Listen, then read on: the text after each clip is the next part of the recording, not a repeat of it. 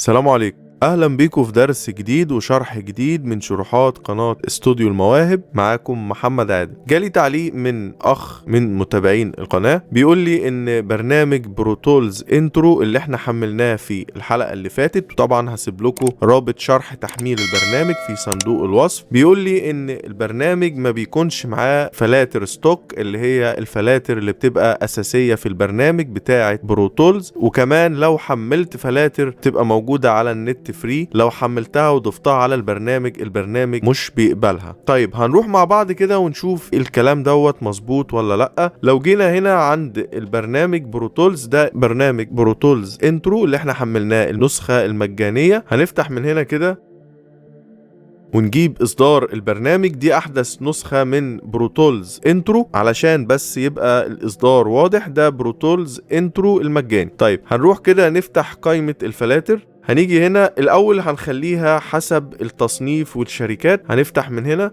بعد كده هندخل نغيرها نخليها تصنيف حسب النوع والشركات، ونرجع تاني نفتح من هنا هنلاقيها اتغيرت، بقت التصنيف حسب النوع والشركات. هنيجي هنا عند افيد، هتفتح معانا القائمه بتاعه البلاجنز الستوك الاساسيه بتاعه برنامج بروتولز. قائمه ممتازه جدا فيها كل اللي انت هتحتاجه وتقدر تعتمد عليه. معرفش ازاي حضرتك بتقول ان مفيش بلاجنز ستوك في البرنامج، لا، في قائمه كبيره جدا وممتازه وفيها حاجات كمان اصدارات جديده. يعني مثلا لو جينا فتحنا هنا كده هنلاقي اوتوبان، نفتح تاني هنلاقي برضو في قائمة افيد الكمبريسور مشهور جدا 76 برضو موجود.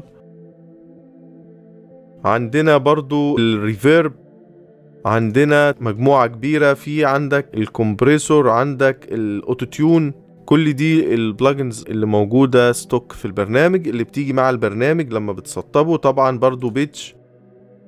تحتاج ايه تاني؟ عندك برضو كومبريسور، عندك الايكولايزر. كل القائمة دي موجودة في برنامج بروتولز تكون ستوك مع البرنامج. طيب لو جينا مثلا عايزين نشوفه هيقدر ان هو يعرض البلاجنز اللي بنحملها فري من على النت ولا لا. يعني مثلا لو دخلنا هنا كده عند الايزوتوب اوزون، القائمة بتاعته كاملة، نفتح اي حاجة منهم شغال معانا مفيش فيه اي مشكلة. ممكن برضو نفتح حاجة تانية،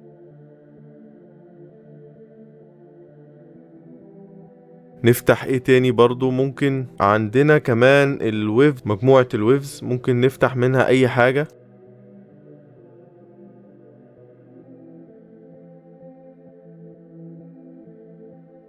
زي ما احنا شايفين تقدر ان انت تستخدم البرنامج بكل بساطة، ومعاك قائمة من البلاجنز الستوك الموجودة في البرنامج. اتمنى حضرتك تشوف الفيديو كمان تراجع نفسك، ممكن يكون عندك اي مشكلة في البرنامج او في الجهاز بتاع حضرتك، واللي عنده اي تعليق ممكن يسيبهولي وانا هرد على كل التعليقات. كمان اللي محملش البرنامج هسيب لك رابط شرح تحميل البرنامج في صندوق الوصف، تقدر حضرتك تتفرج على الشرح وتحمل البرنامج بنفس الخطوات ونفس الطريقة علشان يكون عندك نفس النسخة من البرنامج مجانية وتقدر تستخدم البرنامج بكل بساطة. والسلام عليكم ورحمة الله وبركاته.